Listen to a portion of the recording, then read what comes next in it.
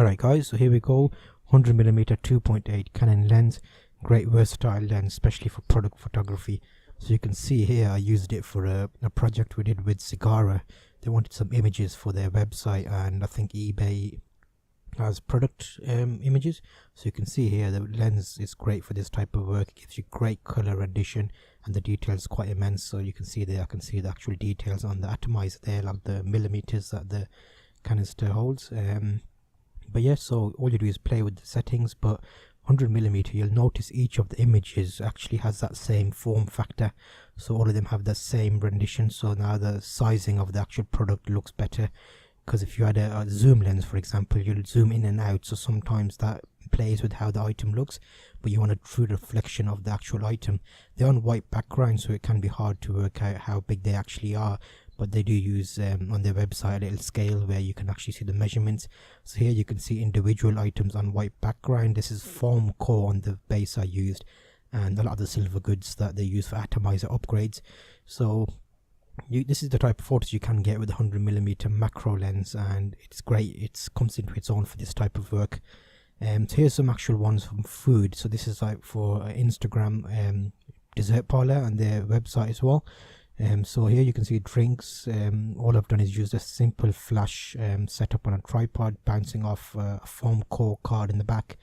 And there's a number of shots here. So that's coffee there, you can see, and you get close-ups. And obviously I don't go ultra macro, because when you think of macro, people think of insects and actually going into detail, but it actually comes into a great versatility when you come to shoot actual items like this, more as a normal focal range. And obviously if you wanted to get closer you can do, but this gives you an idea of the types of shots you can achieve with the 100mm, and it gives you great color rendition again. So there you can see the food, the shiny kind of blacks come out nice, and the browns and the details from the shadows come out great as well. It is to do with lighting as well, so you can play with the lighting.